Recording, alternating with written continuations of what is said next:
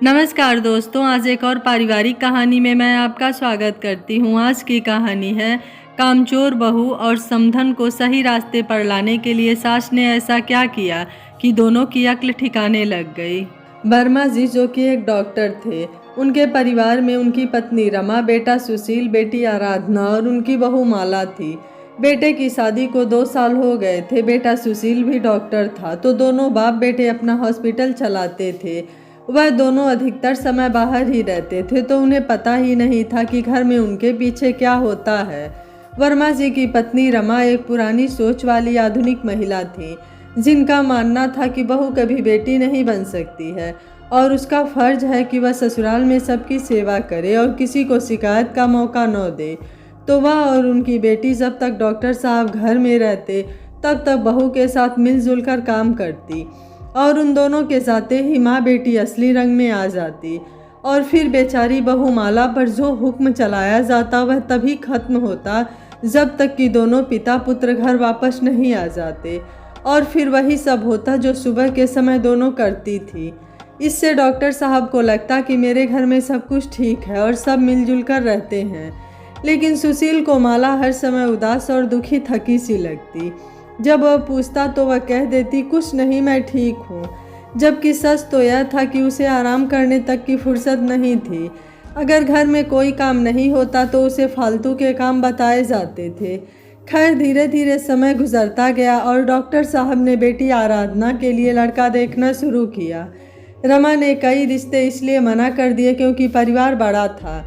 आखिर एक परिवार रमा को अच्छा लगा, जिसमें एक लड़का अमन और एक बेटी राधा, जिसकी शादी हो गई थी। और अमन के माता पिता, बस यही परिवार था। अमन एक सरकारी पद पर था और उसका ट्रांसफ़र होता रहता था। रमा ने सोचा कि बेटी अकेली रहेगी और राज करेगी, ज़्यादा काम भी नहीं करना पड़ेगा। यही सब सोचकर रमा और आराधना ने शादी के लिए हाँ कर दी। ठीक समय पर अमन के परिवार वाले आराधना को देखने आए। रमा तो उनके सामने अपनी बेटी की तारीफों के पुल बांध रही थी कि देखिए, मेरी बेटी ने यह सब कढ़ाई की है, यह घर जो सजाया गया है वह आराधना ने ही किया, और यह स्नैक्स और गुलाब जामुन भी उसी ने बनाए हैं। यह सब सुनकर अमन की मम्मी को लगा कि वाकई लड़की बहुत होशियार है। लेकिन सच तो यह था कि सब कुछ माला ने किया था। खैर, अमन के परिवार वालों ने रिश्ते के लिए हाँ कर दिया और आराधना को अंगूठी पहनाकर सगाई की रस्म भी करके वह लोग चले गए और कहा कि पंडित जी से पूछकर शादी की तारीख बता देंगे। जल्दी ही शादी की तारीख भी निकल आई, जो 2 महीने बाद की थी। अब आराधना को थोड़ी चिंता होने लगी कि शादी के बाद क्या होगा, क्योंकि उसे तो कुछ भी नहीं आता था सिवाय चाय बनाने के। अब वह माला से बोली कि भाभी, आप मुझे किचन का काम सिखा दो। तभी रमा वहाँ आई और बोली, बेटा तू क्यों परेशान होती है? तू घर के काम करने के लिए नहीं, राज करने के लिए बनी है। यह सब काम तुझे सीखने की ज़रूरत नहीं। आराधना बोली कि अगर मेरी सास ने मुझे काम करने को बोला तो मैं क्या करूँगी? तब रमा बोली कि तुझे खीर और हलवा तो बनाना आता है। आराधना बोली कि हाँ, तो बस ठीक है, अपनी पहली रसोई में तू यही चीज़ें बना देना। फिर तो तू अमन के साथ दूसरे शहर में रहेगी, तब अपनी मर्जी चलाना और अपने पति को काबू में रखना। अब तो रमा जब देखो तब आराधना को किस तरह अमन को अपने बस में करना है, कैसे उससे अपनी जिद मनवानी है, जैसी बातें सिखाती रहती। माला यह सब सुनती तो उसे बड़ा दुख होता कि यह तो आराधना का घर बसने से पहले ही तुड़वा रही हैं, पर वह कर भी क्या सकती थी, इसलिए चुप रही। जल्दी ही आराधना की शादी का दिन भी आ गया और वह दुल्हन बनकर अपनी ससुराल पहुंची। वहां उसका खूब स्वागत हुआ और सबने सराखों पर बिठाया। यह देखकर आराधना को लगने लगा कि मम्मी सही कहती थी। सभी रस्मों के बाद जब आराधना को उसकी ननद उसके कमरे में छोड़ने गई तो उसने देखा कि कमरा सजा हुआ था। अभी वह कमरे की सजावट देख रही थी कि तभी कमरे में अमन आ गया और दरवाज़ा बंद करने लगा। आराधना उसे देखकर शर्मा गई। तभी अमन उसके करीब आया और बोला कि आराधना, मैं अपने परिवार से बहुत प्यार करता हूँ और उनका आदर करता हूँ, इसलिए मैं चाहता हूँ कि तुम भी मेरे परिवार वालों को दिल से अपनाओ और उनके दिलों में जगह बनाओ। आराधना बोली, मैं कोशिश करूँगी, आपको कभी शिकायत का मौका नहीं मिलेगा। यह सुनकर अमन बहुत खुश हुआ और जब आराधना की सुबह आँख खुली तो सुबह के 5 बज रहे थे। वह मम्मी की बात याद करके जल्दी से उठी और नहाकर तैयार होकर नीचे अपनी सासू माँ के पास गई और उनके पैर छुए। अमन की मम्मी जी ने उसे आशीर्वाद दिया और कहा कि बहू, आज तुम्हारी पहली रसोई है तो तुमको सबके लिए खाना बनाना है। आराधना चौंक गई पर खुद को संभाल कर बोली, मम्मी जी आप बता दीजिए खाने में क्या बनेगा तो मैं तैयारी कर लेती हूँ। मम्मी जी बोली, छोले तो रात में भिगो दिए थे तो तुम ऐसा करो कि छोले पुलाव, कचौरी, मिक्स सब्जी, बूंदी का रायता, सलाद और खीर बना लेना। आराधना बोली, ठीक है मम्मी जी। थोड़ी देर बाद ननद आई और बोली कि भाभी, मम्मी ने कहा है कि मैं आपकी मदद कर दूं और यह बता दूं कि कौन सा सामान कहाँ है। आराधना बोली, आप बस सामान बता दीजिए, बाकी मैं सब कर लूँगी। ननद सब बताकर चली गई। अब आराधना को इस समय कुछ नहीं सूझा तो उसने झट से रमा जी को फ़ोन कर दिया और बोली कि मम्मी, आपने तो कहा था कि मुझे खीर या हलवा बनाने के लिए कहा जाएगा, पर यहाँ तो मुझे 15 लोगों का खाना, वह भी छोले पुलाव, कचौरी, खीर, रायता, सलाद सब कुछ बनाना है। अब मैं क्या करूँ? मुझे तो बस खीर, सलाद, कचौरी बनाना आता है। अब मैं क्या करूँ? तब रमा जी बोली कि तुम बाकी चीज़ें किसी होटल से ऑर्डर कर लो। आराधना बोली, वाह मम्मी, क्या आइडिया दिया है। मैं अभी छोले पुलाव और रायता ऑर्डर कर देती हूँ और डिलीवरी वाले को कह दूँगी कि वह पीछे के दरवाजे से आए। इतना कहकर आराधना जल्दी से ऑर्डर करने लगी तो उधर से जवाब आया कि आपका ऑर्डर आधे घंटे में पहुँच जाएगा। अब आराधना ने गैस ऑन करके एक पर छोले चढ़ाए और दूसरे पर दूध रखकर खीर बनाने लगी और साथ ही कचौरी का आटा भी गूँथने लगी। जब कुकर में 5 सीटी आ गई तो वह गैस बंद करके सलाद काटने लगी और फिर कचौरी के लिए लोई भी बना ली। इधर खीर भी बन गई और आराधना ने उसमें बादाम, काजू, इलायची, सूखा नारियल डालकर गैस बंद कर दिया। तभी उसका फ़ोन बजा और डिलीवरी वाले ने कहा कि मैडम, आपका ऑर्डर कहाँ देना है, मैं घर के पीछे खड़ा हूँ। तो आराधना ने किचन की खिड़की खोल कर देखा तो डिलीवरी वाला दिखाई दिया। उसने फ़ोन पर कहा कि तुम्हारे ठीक सामने वाले घर की खिड़की खुली है, उसी में तुम्हें ऑर्डर पहुंचाना है। डिलीवरी वाले ने आराधना को ऑर्डर देकर उससे पैसे लिए और चला गया। इधर आराधना ने जल्दी से पैकेट खोलकर सारा खाना बड़े बर्तनों में पलटकर इस तरह कर दिया मानो कि सब कुछ पककर तैयार हो गया है। अब आराधना ने सारे पैकेट को एक पॉलीथीन में रखकर किचन में ही छिपा दिया और कचौरी तलने की तैयारी शुरू करने लगी। जब आराधना कचौरी बनाने की तैयारी कर रही थी तभी मम्मी जी और राधा किचन में आई और देखा कि सारा खाना तैयार है और कचौरी बेलने में लगी हुई है। तो उन्होंने राधा से कहा कि चलो बेटी, तुम खाना टेबल पर लगवाओ और सबको खाने के लिए बोलो और बेटा तुम कचौरी तलना शुरू करो। जल्दी ही सब लोग खाना खाने बैठ गए और खाने लगे। सब आराधना की तारीफ कर रहे थे, नई बहू को नेक दिया और साथ ही आशीर्वाद दिया। आराधना अपनी चतुराई पर बहुत खुश थी। अपने कमरे में जाकर उसने रमा जी को फ़ोन करके सारे दिन की घटना की जानकारी दी। आराधना की शादी को 1 महीना हो गया था और सभी मेहमान भी चले गए थे। आराधना सुबह उठकर सबके लिए चाय बनाती और नाश्ता भी बना लेती। फिर उसके बाद वह कोई ऐसा काम लेकर बैठ जाती कि उसकी मम्मी जी को भी दोपहर और रात का खाना बनाना पड़ता। कभी वह पेट दर्द का या फिर बुखार का बहाना बनाकर अपने कमरे में लेटी रहती और मम्मी जी पहले की तरह घर का काम करती रहती। लेकिन उन्होंने आराधना पर कभी कोई सख्ती नहीं की। वह तो उसे अपनी ही बेटी मानती थी और उसकी खुशी का भी ध्यान रखती। हालांकि उन्हें धीरे धीरे समझ आ रहा था कि आराधना को वह जब भी खाना बनाने के लिए कहती तो वह थोड़ा परेशान हो जाती और बाकी काम भी बस जैसे तैसे ख़त्म करके अपने कमरे में चली जाती। जबकि अमन की मम्मी जी चाहती थी कि आराधना उनके पास बैठे और उनसे बात करे, लेकिन वह अपने कमरे में लेटी अपने मायके में रमा जी से बात करती रहती। मम्मी जी को समझ में नहीं आ रहा था कि वह हर समय फ़ोन पर इतनी बात किससे करती है।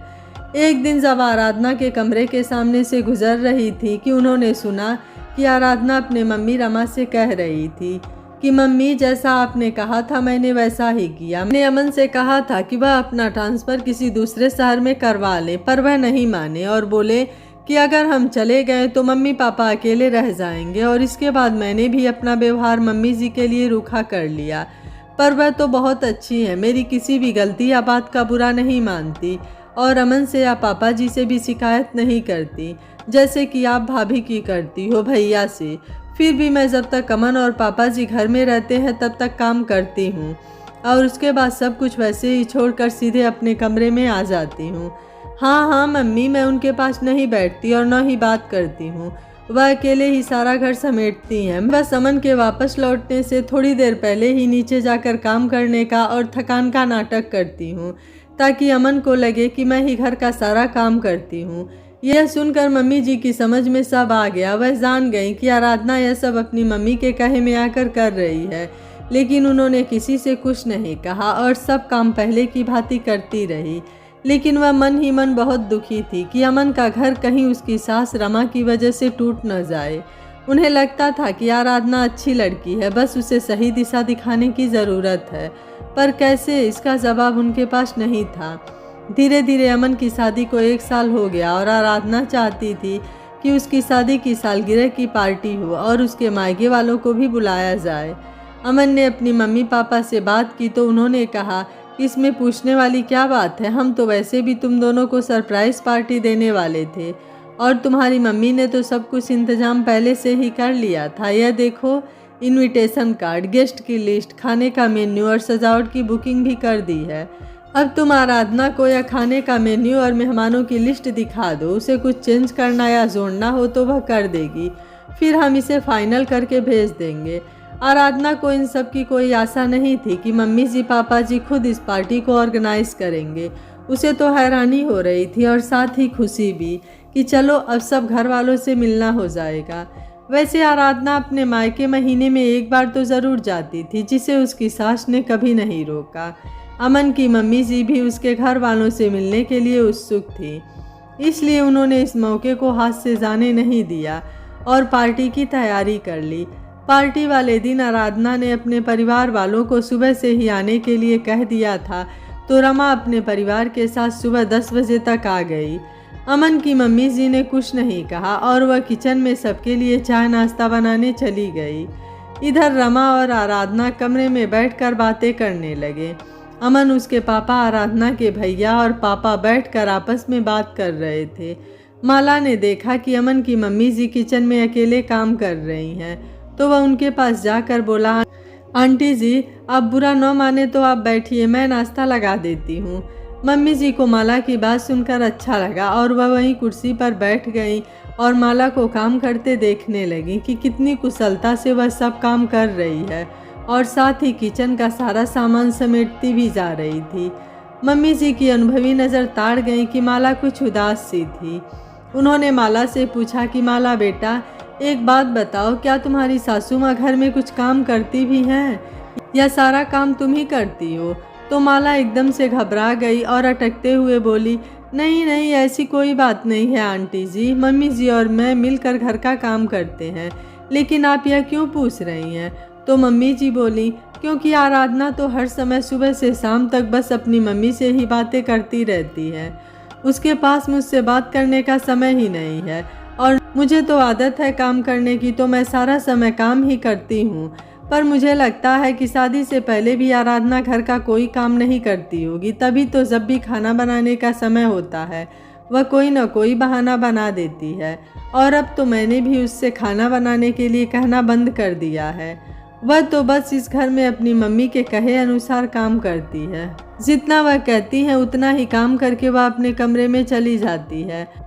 माला को इन सब बातों की जानकारी थी, पर वह अपने मुंह से अपने घर की कोई बुराई नहीं करना चाहती थी, इसलिए बस वह आंसू भरी आंखों से मम्मी जी की तरफ देखने लगी। मम्मी जी ने जब माला की यह दशा देखी तो वह सब कुछ समझ गई और बोली, माफ़ करना बेटा, मैं भी अकेली पड़ गई हूँ, किससे अपने दिल की बात करती। तुम्हारे सामने दिल का हाल रख दिया, पर तुम्हारा भी हाल मेरे जैसा ही है, तो क्यों ना हम तुम मिलकर इस समस्या का समाधान निकालें। माला ने प्रश्नवाचक दृष्टि से मम्मी जी की तरफ देखा। तब वह बोली कि इस समस्या का एक ही हल है कि जैसे को तैसा, मतलब अब तुम भी अपने पति और ससुर के सामने घर का काम करोगी और उनके घर से जाते ही तुम अपने कमरे में जाकर मुझसे बात करना शुरू करना, और हाँ, तुम मुझे मम्मी जी ही कहकर बुलाना, जिससे रमा जी को लगे कि तुम अपनी मम्मी जी से बात कर रही हो। और तुम्हें राधा कहकर बुलाऊंगी, जिससे आराधना को लगे कि मैं अपनी बेटी से बात कर रही हूँ। फिर देखते हैं आगे क्या होता है। इतना कहकर उन्होंने माला का फ़ोन नंबर ले लिया। माला अमन की मम्मी जी से कहती है कि आंटी जी, मैं तो मम्मी जी और दीदी की बहुत इज्जत करती हूँ। इन दोनों ने मेरे साथ बहुत गलत व्यवहार किया है, पर मैं आराधना दीदी का घर टूटते नहीं देख सकती। वो बात अलग है कि उन्होंने मेरे साथ सही व्यवहार नहीं किया। एक बात कहूँ आंटी जी, आराधना दीदी तो चाहती थी कि वह घर का काम सीख ले, पर मम्मी ने उन्हें पता नहीं क्या कहा कि वह उनके कहे अनुसार काम करने लगी। मैं उनको सुधारने के लिए आपकी बात मानूंगी, चाहे मुझे मम्मी की कितनी भी डांट क्यों ना सहनी पड़े। अमन की मम्मी जी बोली तो ठीक है, अब बाहर चलते हैं और परसों से अपना काम शुरू करेंगे। सब लोगों ने चाय नाश्ता किया और फिर रात की पार्टी अटेंड करके अमन के ससुराल वाले अपने घर चले गए। आराधना बहुत खुश थी क्योंकि उसकी मम्मी उसे बहुत सी बातें बताकर गई थी घर से अलग होने की, तो वह मन ही मन खुश थी कि इन बातों पर एक दिन बाद अमल करेगी। लेकिन एक दिन बाद जब वह सुबह किचन में गई तो उसने देखा कि मम्मी जी किचन में नहीं हैं और चाय भी नहीं बनाई थी। तो उसने सबसे पहले सबके लिए चाय बनाई और सबको दी। उसके बाद उसने जल्दी से नाश्ता की तैयारी शुरू कर दी और नाश्ता भी बना लिया। तभी अमन आया और बोला, आराधना, मम्मी को तेज बुखार है तो तुम उनके लिए मूंग दाल की खिचड़ी बना देना और टाइम से दवाई दे देना। पापा शाम को घर जल्दी आएंगे। इतना कहकर अमन अपने पापा के साथ चला गया। इधर आराधना ने मम्मी जी के कमरे में जाकर देखा कि क्या मम्मी जी को सच में बुखार है या नहीं। मम्मी जी को सचमुच तेज बुखार था और वह बिस्तर पर लेटी थी। तब आराधना ने बड़े बुझे मन से झूठी मुस्कान के साथ मम्मी जी से उनकी तबीयत पूछी और उन्हें नाश्ता करवाकर दवाई दी और फिर अपने कमरे में आकर अपनी मम्मी रमा को फ़ोन किया। रमा ने फ़ोन उठाकर गुस्से वाली आवाज़ में पूछा कि कौन बोल रहा है। तो आराधना बोली, मम्मी क्या हुआ, इतने गुस्से में क्यों हो। तो रमा बोली, अरे तू है, आज इतनी जल्दी फ़ोन कैसे किया। तो आराधना ने अपने घर की सुबह की घटना बता दी। फिर बोली, आप गुस्सा क्यों थी। तो रमा बोली कि आज माला को पता नहीं कैसे पेट दर्द हो रहा है, वह बिस्तर से उठ नहीं पा रही है, तो मुझे ही घर का सारा काम करने को पड़ा है। समझ नहीं आता कैसे करूं। अब तो आदत ही नहीं रही, पता नहीं यह माला अकेली कैसे सब कर लेती थी।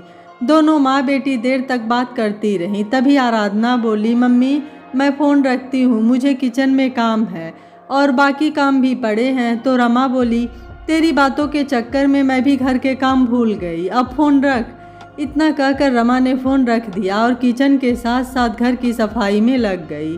कई सालों बाद घर के काम करने में रमा को बड़ी उलझन और थकान लग रही थी, पर क्या करती, करना तो था, मदद के लिए भी कोई नहीं था। इधर आराधना का भी यही हाल था। वह तो बस सुबह शाम थोड़ी देर तक किचन में काम करती थी, बाकी सारा काम तो मम्मी जी करती थी। पर आज उसे समझ नहीं आ रहा था कि शुरू कहाँ से करे। खैर जैसे तैसे उसने अपना काम ख़त्म किया और सोचा कि थोड़ा आराम कर लूँ। पर टाइम देखा तो दोपहर का 1 बजे था। उसने झटपट खिचड़ी प्लेट में परोसी और पानी लेकर मम्मी जी के कमरे में जाकर उन्हें खिचड़ी खिलाई और फिर दवाई दी। उसके बाद उनका हाल चाल पूछकर वह किचन में गई। उसे भूख लगी थी तो उसने खाना तो बनाया नहीं था, इसलिए बची खिचड़ी अचार के साथ खा ली और आराम करने अपने कमरे में गई। सोचा कि आराम करूंगी, पर जैसे ही लेटी तो अमन का फ़ोन आ गया। उसने मम्मी जी के बारे में पूछा और बोला कि पापा 4-5 बजे तक घर पहुंच जाएंगे। यह सुनकर आराधना ने घड़ी देखी तो 2 बजे थे। उसने थोड़ा आराम किया और फिर लेटे लेटे शाम के काम की प्लानिंग करने लगी। उसने सोचा कि अगर मैं पहले से ही प्लानिंग कर लूँगी कि क्या बनाना है तो काम आसान हो जाएगा। उधर रमा भी काम करते करते थक कर चूर हो गई, तो उसने भी खिचड़ी माला को खाने को दी और खुद भी खाई और फिर आराम करने लगी। जब आराधना और रमा अपने अपने घरों में काम कर रही थी तो माला और मम्मी जी आराम से फ़ोन पर एक दूसरे से बात कर रही थी। माला बोली कि मुझे बिल्कुल अच्छा नहीं लग रहा है कि मम्मी अकेले काम कर रही हैं। तो मम्मी जी बोली कि क्या मुझे अच्छा लग रहा है आराधना को सारा काम करते देख, लेकिन दोनों को सही रास्ते पर लाने के लिए यह सब कुछ दिन करना पड़ेगा। तब माला बोली कि आंटी जी कितने दिन तक पेट दर्द का नाटक करूंगी, एक दिन तो सुशील और मम्मी मुझे लेडी डॉक्टर के पास ले जाएंगे। तो मम्मी जी बोली कि तुम उस समय शहर की लेडी डॉक्टर मिसेस गुप्ता का नाम ले लेना, बाकी वह देख लेंगी। माला बोली कि क्या मिसेस गुप्ता आपको जानती हैं? तो मम्मी जी बोली कि वह मेरी बहुत अच्छी सहेली हैं। मैंने अपनी योजना के बारे में उन्हें बता रखा है, वह तुम्हारी मदद कर देंगी और तुम्हारे अंकल जी हमारी योजना जानते हैं। मैं कोई बात उनसे नहीं छिपाती, उन्हें बताकर ही मैंने यह योजना बनाई थी। तब माला बोली तो ठीक है, अब मुझे तसल्ली है। मम्मी जी बोली कि मैं तो हफ्ते भर बुखार का नाटक करूंगी, फिर देखती हूँ कि आराधना में कितना बदलाव आया है। माला बोली कि ठीक है, जैसा आप और अंकल जी कहेंगे मैं भी वैसा ही करूंगी। तो मम्मी जी बोली कि तुम सुशील को सब कुछ क्यों नहीं बता देती? तो माला बोली आंटी जी, मैं माँ बेटे के बीच दरार नहीं डालना चाहती। अगर उन्हें दीदी और मम्मी की सच्चाई बता देती तो उन्हें बहुत दुख होता। तब उन्होंने कहा कि तुम किसी तरह सुशील को मेरे पास भेज दो, मैं उसे समझाऊंगी। माला बोली ठीक है, अब मैं फ़ोन रखती हूँ। इतना कहकर माला ने फ़ोन रख दिया। करीब 1 हफ्ता हो गया, मम्मी जी का बुखार ठीक नहीं हो रहा था। कहा तो आराधना ने सोचा था कि 1-2 दिन में मम्मी जी ठीक हो जाएंगी। अब 1 हफ्ते से लगातार योजना बनाकर घर का काम करने से आराधना को काम करने में आसानी होने लगी और काम में बिजी होने के कारण वह रमा जी से भी कम बात कर पाती थी। यदि रमा का फ़ोन आ भी जाता तो दोनों एक दूसरे का हाल चाल पूछकर फ़ोन काट देती थी। इधर रमा ने देखा कि माला का पेट दर्द ठीक नहीं हो रहा है तो उसने सुशील से कहा कि इसे किसी डॉक्टर को दिखा दो। तब सुशील बोला कि क्यों न मैं माला को डॉक्टर मिसेस गुप्ता को दिखा दूँ, वह बहुत अच्छी गायनोकोलॉजिस्ट हैं। रमा बोली किसी को भी दिखाओ पर इसे जल्दी ठीक करो। अमन माला को लेकर मिसेस गुप्ता के पास गया तो उन्होंने माला का चेकअप करके बताया कि वह माँ बनने वाली है, लेकिन उसकी कंडीशन क्रिटिकल है और बच्चे की ग्रोथ के लिए उसे पूरे समय बेड रेस्ट करना होगा।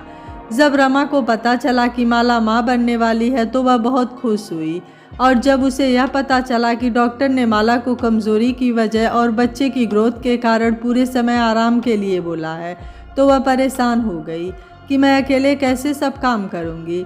उसकी परेशानी को माला समझ गई और बोली मम्मी जी आप परेशान न हो, मैं धीरे धीरे आपके काम में मदद कर दूंगी। तब रमा बोली नहीं रहने दो, मैं सब संभाल लूंगी। तब माला ने सुशील से कहकर दिन भर के लिए एक काम वाली का इंतज़ाम कर लिया और रमा से कहा कि मम्मी जी अगर आप कहें तो खाना बनाने वाली भी लगवा लेते हैं। आपको काम करते देखकर मुझे अच्छा नहीं लगता कि मैं आराम करूं और आप काम करें। तो रमा को माला के द्वारा अपनी चिंता करते देख अच्छा लगा, लेकिन फिर वह बोली कि अभी मेरी उम्र क्या हुई है और अगर हाथ पैर न चले तो बहुत सी बीमारी जकड़ लेती है, इसलिए तुम चिंता मत करो, खाना ही तो बनाना है वह मैं बना लूँगी।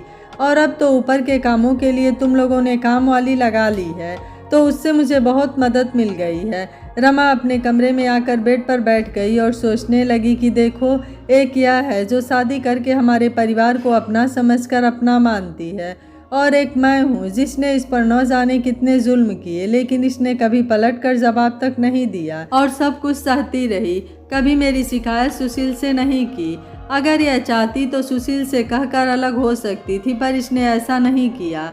और उधर मेरी बेटी आराधना है जो सुशील की शादी से पहले मेरे साथ घर के किसी काम में मदद नहीं करती थी और एक बार जब मैं बीमार पड़ी थी तो कैसे रो रो कर एक समय का खाना बनाया था। गलती मेरी ही थी जो मैंने कभी आराधना को सख्ती के साथ काम करने को नहीं किया और न ही सीखने को कहा। जब वह खुद माला से खाना बनाना सिखाने के लिए कह रही थी तो मैंने भी उसे मना किया। वह तो थोड़ा बहुत काम चलाऊं खाना बनाना जानती थी, वरना उसे आता ही क्या है। पता नहीं उसकी सास ने उसके साथ 1 साल कैसे गुजारा होगा। रमा को अब अपनी गलती का एहसास हो रहा था कि मैंने आराधना को ससुराल में एडजस्ट होने के बजाय अलग होने और सबका दिल जीतने के बजाय सबको दुखी खासकर सास को करने की सलाह देती रही। आज माला के इस व्यवहार ने मेरी आंखें खोल दी है। अब मैं अपनी बेटी को कभी गलत सलाह देकर उसका घर टूटने नहीं दूंगी।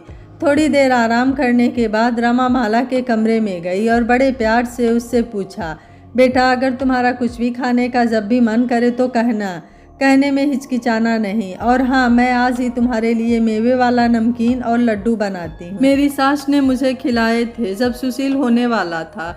माला यह सुनकर हैरान रह गई कि मम्मी जी के व्यवहार को क्या हो गया है। तभी रमा बोली, मुझे माफ़ करना बेटा, मैंने अपने रिश्तेदारों और पड़ोसियों के कहने में आकर तुम्हारे साथ गलत व्यवहार किया और आराधना भी मेरे व्यवहार का अनुसरण करती रही और मैं उसे बढ़ावा देती रही।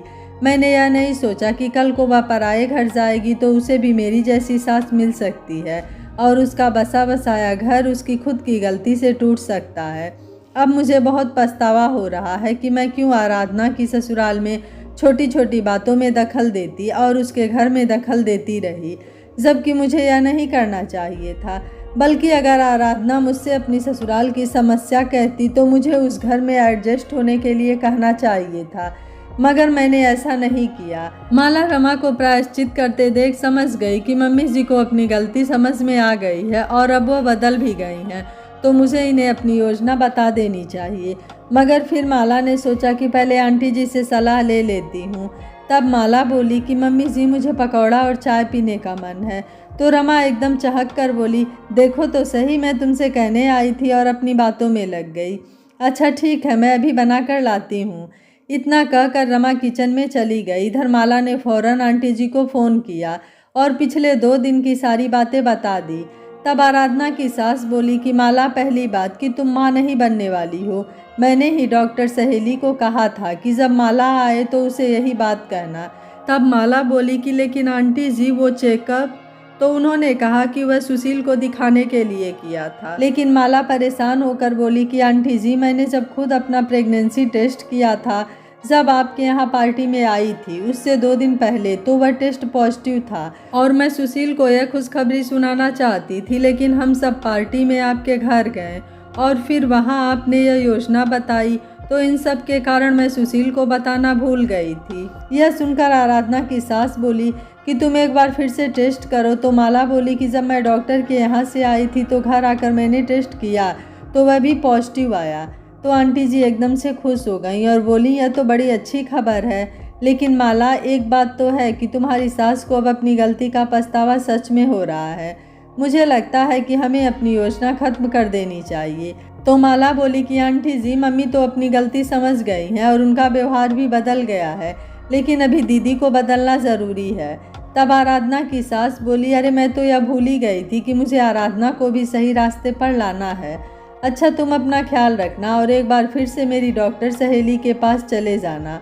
मैं उसे फ़ोन पर सब बातें बता दूंगी और वह तुम्हारा ठीक से चेकअप करेगी। माला बोली, ठीक है, पर आप मुझसे फ़ोन पर बात ज़रूर करना। इतना कहकर माला ने फ़ोन रख दिया। उसने सोचा कि जिस दिन आराधना दीदी का व्यवहार ठीक हो जाएगा वह दिन मेरे लिए सबसे बड़ा दिन होगा और मैं इस योजना के बारे में किसी को नहीं बताऊंगी। तब तक रमा पकौड़ा और चाय ले आई, साथ में खट्टी मीठी 2 तरह की चटनी थी। तब माला और रमा ने पहली बार एक साथ बैठकर चाय पी और पकौड़ा खाए। उधर आराधना को घर के काम करते हुए 1 हफ्ता हो गया था और इस बीच उसने रमा को जब भी फ़ोन किया दोनों ने एक दूसरे का हाल चाल पूछकर फ़ोन रख दिया। अब आराधना को भी सारे समय खाली बैठना अच्छा नहीं लगता था। उसने अब प्लानिंग बनाकर काम करना सीख लिया था और इस वजह से वह घर का सारा काम बड़ी सरलता से पूरा कर लेती थी और अब उसके पास आराम करने के लिए भी काफ़ी समय बच जाता था। लेकिन अब उसे ज़्यादा आराम भी अच्छा नहीं लगता था, तो वह मम्मी जी के पास जाकर बैठ जाती और उनसे उनकी तबीयत पूछती या फिर उन्हीं के साथ बैठकर टीवी देखती। यह देखकर मम्मी जी को भी लगने लगा कि आराधना भी सही रास्ते पर धीरे धीरे आ रही है। एक दिन आराधना बोली, मम्मी जी मुझे माफ़ कर दीजिए। मम्मी जी बोली, किस लिए? तो बोली कि मैंने आपको बहुत परेशान किया और सबका दिल दुखाया, कभी इस घर और आपको अपना कभी नहीं समझा और हमेशा अपनी मम्मी के कहे अनुसार आपके साथ गलत व्यवहार करती रही। लेकिन आपने सब कुछ जानते हुए भी कभी मेरी शिकायत अमन या पापा जी से नहीं की और न ही मेरे मायके वाले को कभी अपशब्द बोले।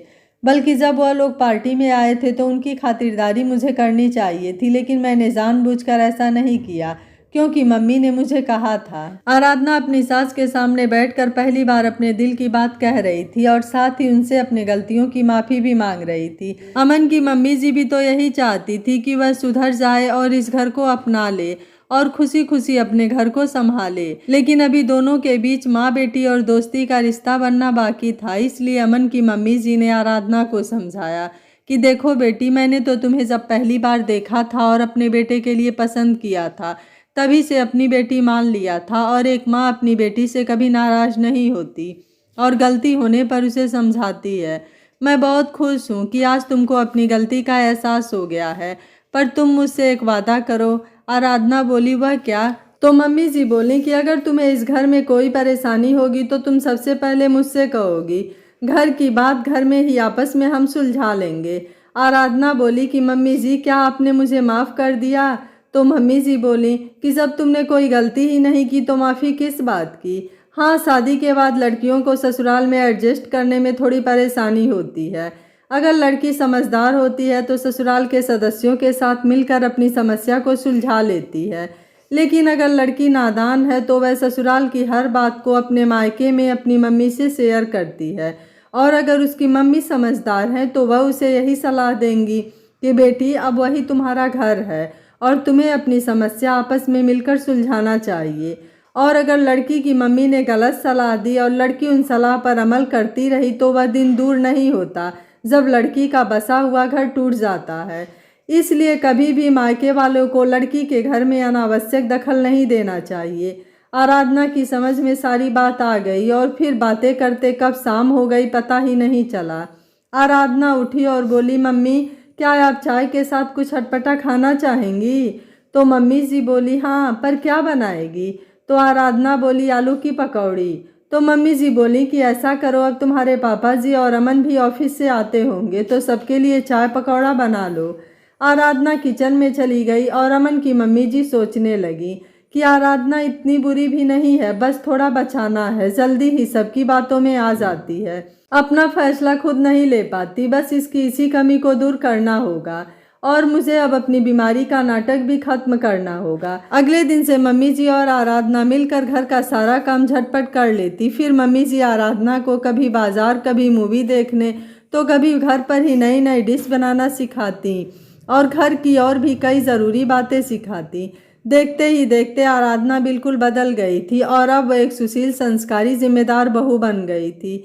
और आराधना अब रमा को फ़ोन भी कभी कभी करती थी। इधर रमा भी आराधना को जब फ़ोन करती तो कभी भी गलत सलाह नहीं देती, बल्कि उसे कहती कि ससुराल में सबका दिल जीतना और सबको खुश रहना। इधर माला ने एक दिन रमा से कहा, मम्मी अब मुझे बिस्तर पर आराम करते 15 दिन हो गए हैं। मैं सोच रही थी कि एक बार फिर आपके साथ डॉक्टर को दिखा दूं ताकि हम बच्चे की प्रोग्रेस के बारे में ठीक से बता सकें। रमा को बड़ा अच्छा लगा कि माला को अपने बच्चे की कितनी परवाह है, इसलिए उसने कहा कि ठीक है, तुम डॉक्टर से अपॉइंटमेंट ले लो और आज हम दोपहर में चलेंगे। दोपहर को रमा माला के साथ डॉक्टर के क्लिनिक पहुंची। तब रमा ने डॉक्टर को नमस्ते करते हुए माला का चेकअप करने को कहा। अब की बार डॉक्टर के यहाँ जाने से पहले माला ने अमन की मम्मी जी को फ़ोन कर दिया था और उन्होंने अपनी सहेली डॉक्टर को फ़ोन करके बता दिया कि इस बार ठीक से चेकअप करना है। जब डॉक्टर ने माला का चेकअप किया तो वह सच में प्रेग्नेंट थी। डॉक्टर ने रमा को बधाई देते हुए कहा कि आप दादी बनने वाली हैं, लेकिन आपको माला का बहुत ध्यान रखना होगा क्योंकि यह और इसका होने वाला बच्चा कमज़ोर है, इसलिए आप माला के खाने पीने का बहुत ध्यान रखें। और हाँ, माला को सिर्फ आराम ही नहीं बल्कि थोड़ा बहुत घर का काम भी करना होगा ताकि डिलीवरी में कोई परेशानी नहीं हो। और आप हर महीने रूटीन चेकअप ज़रूर करवाना। इतनी सलाह देने के बाद डॉक्टर चुप हो गई। तब रमा डॉक्टर को थैंक्स कहकर माला के साथ घर आ गई। वह रास्ते में फल भी लेती आई थी। घर आकर उसने कपड़े बदले और फिर फल काटकर माला को खाने को दिए। अब माला भी रमा के साथ घर के कामों में मदद करने लगी थी। घर के काम करके दोनों होने वाले बच्चे के लिए कपड़े और अन्य जरूरी सामान बनाती थी। साथ ही रमा माला को पुरानी बातें बताती कि किस तरह उसने सुशील के जन्म के समय यह सब बनाया था। इस तरह दोनों एक दूसरे के करीब आ रही थी। रमा ने डॉक्टर के यहाँ से आने के बाद आराधना को खुशखबरी दी कि तुम बुआ बनने वाली हो। यह सुनकर आराधना खुशी से झूम उठी और फ़ोन पर ही माला को बधाई देने लगी। आज पहली बार माला और आराधना फ़ोन पर बात कर रही थी। आराधना बोली, भाभी कैसी हो और आपको कैसा महसूस हो रहा है? इस पर आराधना बोली कि मैं मम्मी जी से पूछकर जल्दी आपसे मिलने आती हूँ। जब आराधना ने अपनी सास को यह बात बताई तो सास बहुत खुश हुई और वह आराधना के उत्साह को देखते हुए बोली कि बेटी, तुम्हारे घर इतनी बड़ी खुशी आने वाली है तो तुम आज शाम को ही अमन के साथ अपने मायके चली जाओ। तब आराधना बोली कि नहीं मम्मी जी, मैं आपके साथ जाऊंगी। जब आराधना इतना जोर देने लगी तो वह चलने को तैयार हो गई। फिर अगले दिन दोनों जल्दी ही माला के घर के लिए निकल गईं। जाने से पहले आराधना ने रमा को फ़ोन कर दिया था तो रमा ने सब तैयारी कर ली थी। जब आराधना और उसकी सास माला के घर पहुंचे तो रमा ने अमन की मम्मी जी का खूब आदर सत्कार किया। दोनों बैठकर बातें करने लगे और आराधना अपनी सास के पूछकर माला के साथ उसके कमरे में बैठकर बातें करने लगी और इधर रमा और अमन की मम्मी बातें करने लगी। अचानक रमा की आंखों में आंसू आ गए और वह अमन की मम्मी से माफ़ी मांगने लगी कि आपको और आपके घर वालों को मेरी वजह से बहुत परेशानी उठानी पड़ी। और देखिए बहन जी, मैं भी अनजाने में कितनी बड़ी भूल कर रही थी। अपने ही हाथों अपनी बेटी का घर उजाड़ रही थी। वह तो आप इतनी समझदार हैं जो आपने कभी कुछ नहीं कहा, वरना कोई और होता तो अब तक मेरी बेटी को घर से निकाल दिया होता। अमन की मम्मी बोली कि बहन जी, आपको समझ आ गई, यही हमारे लिए बहुत है। हम दोनों ने ज़िंदगी देखी है, बहुत कुछ सहा है, तो हमारा फ़र्ज़ है कि हम अपने बच्चों को सही रास्ते पर ले जाएं, न कि गलत रास्ता दिखाएं। तभी आराधना और माला आ गईं। माला बोली, आंटी जी, आप अमन जी और अंकल जी को फ़ोन करके यहीं बुला ले, सब लोग आज एक साथ खाना खाएंगे। तो रमा बोली, हाँ यही ठीक रहेगा। तब आराधना ने अपनी सास की तरफ देखा तो उन्होंने हाँ में सिर हिला दिया। आराधना ने अमन को फ़ोन करके कहा कि आप और पापा जी यहाँ माला भाभी के घर आ जाइए, हम दोनों यहीं हैं। अमन बोला, ठीक है। अब आराधना बोली कि मम्मी मैं खाने की तैयारी करती हूँ। यह सुनकर रमा हैरान रह गई। बोली, बेटा मैं कर लूँगी, तू रहने दे। तब आराधना की सास बोली, बहन जी, आज आप सब आराधना के हाथ का खाना खाकर बताइए कैसा बनाती है मेरी बहू। तब आराधना ने माला से पूछा, भाभी आप क्या खाओगी? तो माला बोली, जो आप बना लोगी वही खा लूँगी। आराधना ने जाकर रात के खाने का इंतज़ाम किया। उसने मटर पनीर, पुलाव, दम आलू, कचौड़ी, दही बड़े और खीर बनाई और शाम की चाय के लिए उसने फ्रेंच फ्राई बनाए। जब घर में सब लोग आ गए तो आराधना ने चाय नाश्ता लगा दिया और सब चाय पीने लगे। फिर बातें करते हुए 8 बज गए तो आराधना ने कहा कि सब लोग खाना खाने आइए। तो रमा बोली कि चल मैं खाना लगाने में तेरी मदद करती हूँ। और फिर आराधना ने कचौरी बनानी शुरू की और रमा जी सबके लिए खाना लगाने लगी। जब सबने खाना खाया तो बोले, भाई वाह, खाना तो बहुत स्वादिष्ट है, माला बहुत अच्छा खाना बनाया है। तब माला बोली कि माफ़ कीजिएगा, आज खाना मैंने नहीं आराधना दीदी ने बनाया है। यह सुनकर सुशील और उसके पापा को बड़ी हैरानी हुई। तो अमन के पापा बोले, भाई साहब हैरान मत होइए, आराधना वाकई बहुत अच्छा खाना बनाती है। इसी हंसी खुशी के माहौल में सबने खाना खाया और अमन अपने परिवार के साथ अपने घर वापस आ गया। कुछ समय बाद माला ने एक प्यारी सी बेटी को जन्म दिया। सब बहुत खुश थे, पर एक खुश खबर और भी थी कि आराधना माँ बनने वाली थी। सब बहुत प्रसन्न थे, खास तौर पर रमा और माला, क्योंकि आराधना का घर टूटा नहीं बल्कि बस गया था और उसने ससुराल में सबका दिल भी जीत लिया। यह सब माला और अमन की मम्मी जी के कारण संभव हो पाया था। रमा और आराधना को अपनी गलतियों का एहसास हो गया था। वह कहते हैं न कि अंत भला तो सब भला।